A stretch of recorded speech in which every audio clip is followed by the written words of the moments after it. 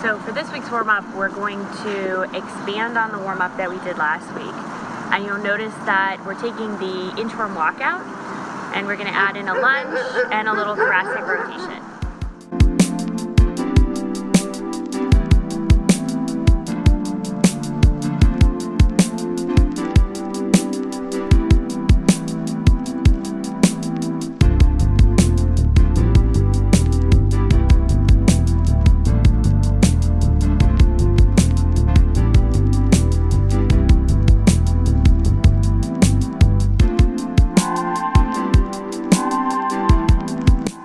So for the walkout, I'd love for you to alternate sides when you're doing the lunge.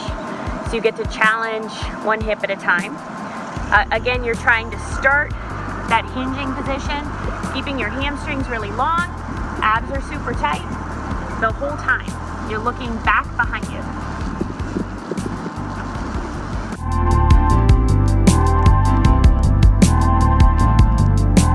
We're gonna do 10 of those. We're going to take the bat and do some shoulder mobility with it. We're going to do some core stability with it. You're going to take your hands all the way out to the end of the bat. You keep your knees soft. You're going to get your core really tight. It should feel like you're preparing for a punch. And so you're going to resist that punch with the amount of core tension you have. You're going to take both hands and you're going to bring them to your left shoulder. Sorry. Yeah, or to your left shoulder, and then behind your head. Good. And then around to that right side. Yep, so you're making a circle. Good, now don't move anything other than those shoulders.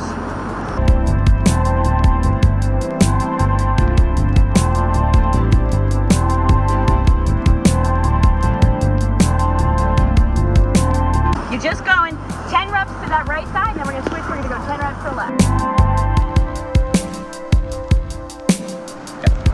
So the first exercise for this week is going to be a loaded tempo squat. We've been working on squats, and now is the time to add a little bit more resistance, make it a little bit more challenging. Your tempo remains the same, so you're going to take 5 seconds to lower down into your squat. 5, 4, 3, 2, 1, and then you're going to hold the base of the squat for 5 additional seconds. You have a nice, fast, dynamic stand up from the base of that squat before you drop back down again. We have 10 reps. Now, I want to encourage you to be creative with things that you can find around your house. It doesn't have to be a dumbbell. It doesn't have to be a kettlebell. If you have those things, awesome. Make sure that it's a load that you can still maintain good form with. But you can also take, as I've done here, a gym bag and fill it with some heavy things like shoes or books, bag of rice, bag of flour, things that will make it feel a little bit more challenging so that you can get your body really nice and strong.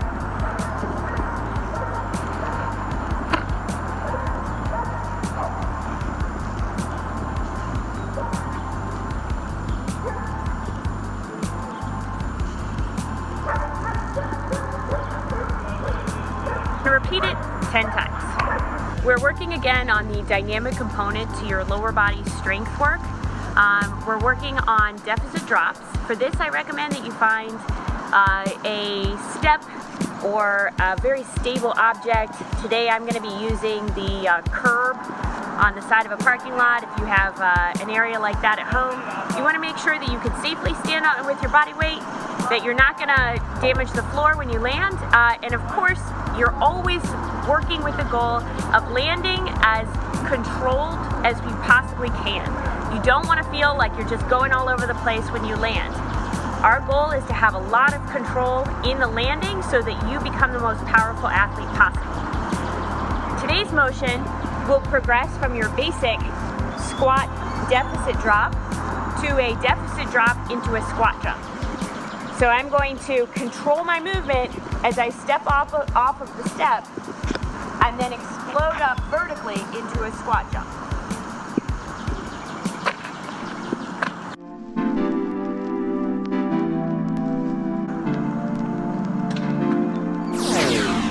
For the strength component for this week's program, we're going to be increasing the difficulty of the plank to pike that we worked on last week.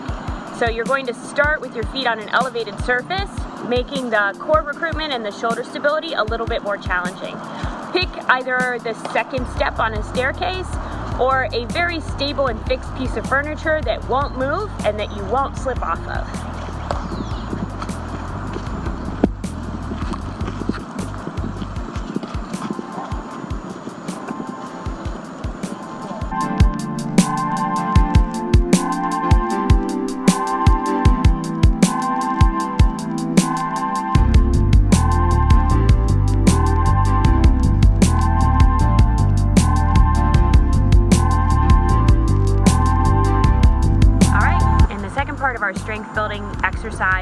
on shoulder stability, making your shoulders really strong as well as core stability.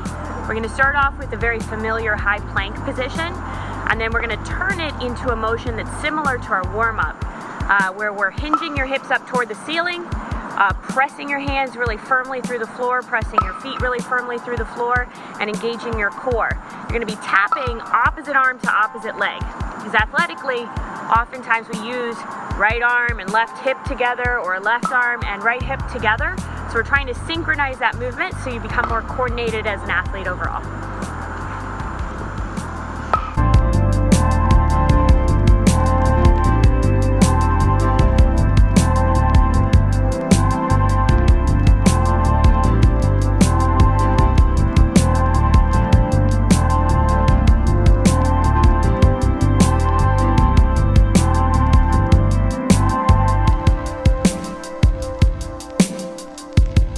All right, we're getting ready to cool down and start our active stretch.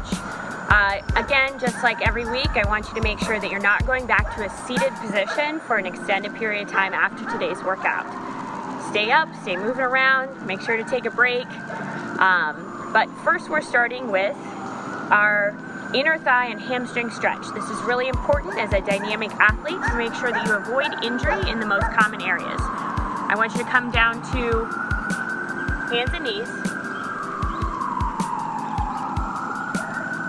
Extend one leg, and then drop down to your forearms.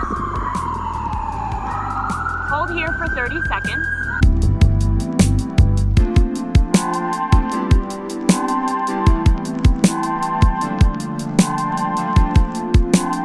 And then rotate to the side opposite of your stretching leg.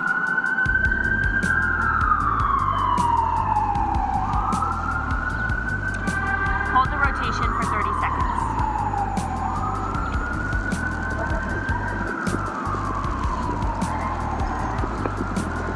Make sure to repeat it on both sides. Next, we're moving into a quadricep and hip flexor stretch, opening up the front of the hips. We're going to combine that with a lat, oblique, and tricep stretch.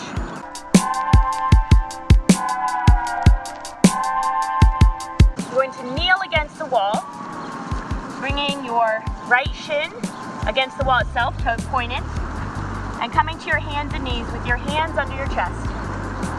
Hold this stretch for 30 seconds. And then lift up, extend the right arm up over your head, use your left arm to pull that right arm through. You feel like a massive stretch all the way down the right side of the body. Hold the stretch with the arm extended overhead for an additional 30 seconds. So 1 minute each side total.